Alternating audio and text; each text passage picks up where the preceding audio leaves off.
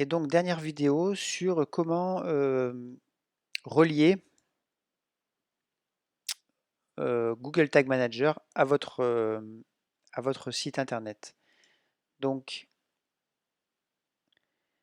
vous ouvrez votre compte, donc en l'occurrence moi site test IUT. Donc la première chose à faire, ça va être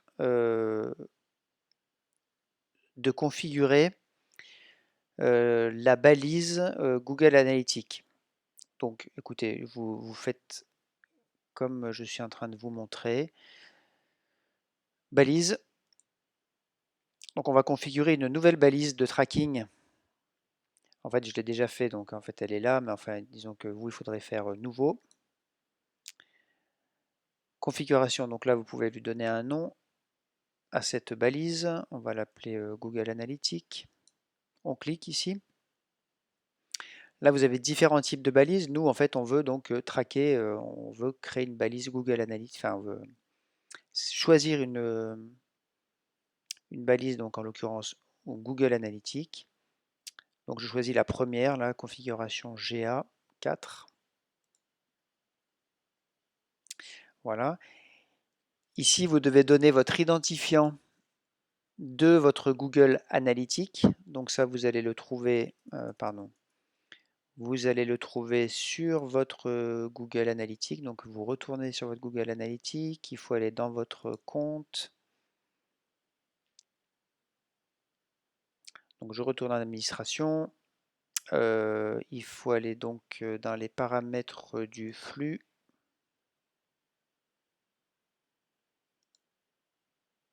Voilà, et là vous avez l'idée de mesure. Donc c'est ça que vous devez donc copier, clac, et coller, vous voyez, idée de mesure que vous devez coller dans votre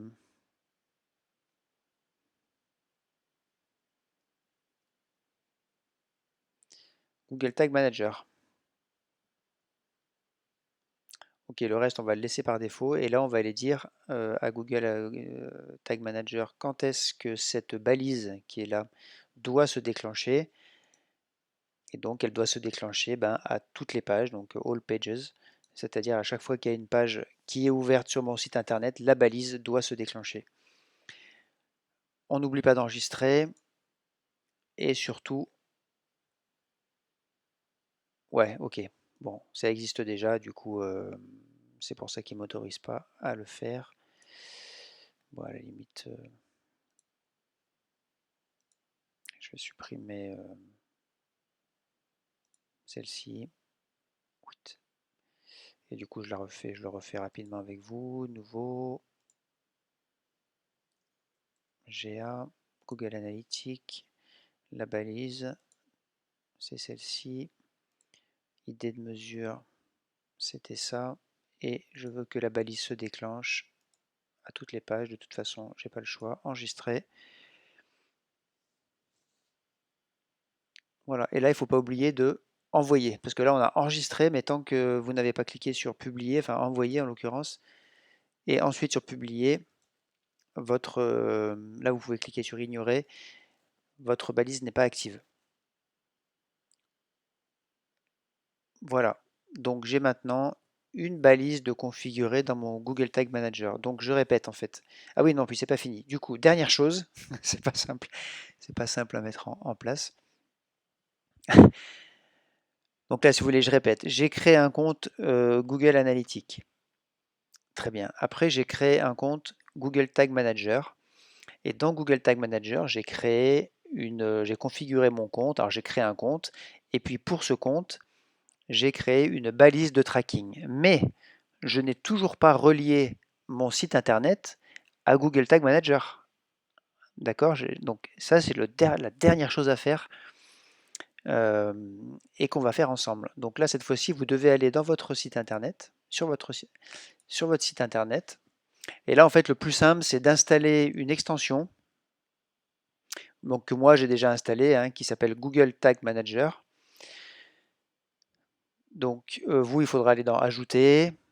Je vais aller vous montrer exactement le nom de cette extension. Donc elle s'appelle voilà, Google Tag Manager for WordPress. C'est bien de Thomas Gégère. Mais si vous voulez, on peut le faire ensemble. Vous allez donc dans Extensions, Ajouter. OK, là, rechercher les extensions. Google Tag Manager for WordPress. Et donc, voilà, c'est celle-ci, hein, par Thomas Gégère. Donc moi, elle est activée, mais vous pourrez l'installer. Et puis une fois qu'elle sera installée, eh bien, vous vous rendrez ici dans Réglages, Google Tag Manager. Et là, en fait, il faudra ici saisir l'identifiant de votre Google Tag Manager. Et donc, cet identifiant, en fait, vous allez pouvoir le trouver ici. Alors, dans votre compte Google Tag Manager, vous allez pouvoir, en fait, vous le voyez à plusieurs endroits. Ah bah, ok, je suis revenu ici, moi. Site test, ah bah, il était là. Voilà, mais il est ici, par exemple. GTM, donc en fait, ce que vous pouvez faire, c'est cliquer ici, et vous voyez, par exemple, vous pouvez le retrouver ici. Vous faites attention de bien copier sans les apostrophes. Hop, là, vous faites copier, et vous allez coller sur votre site internet. Vous laissez par défaut footer, vous faites enregistrer les modifications et là c'est terminé. Normalement, tout est relié.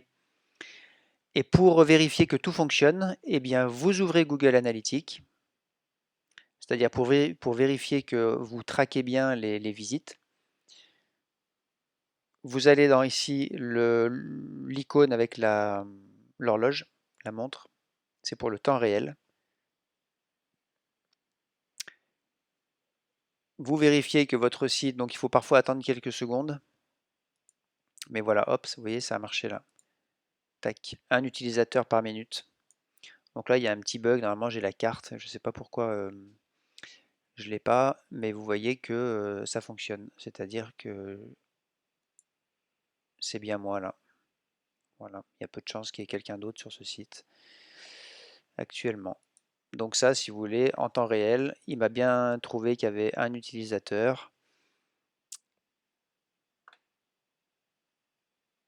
Et donc ça, c'est la... Voilà.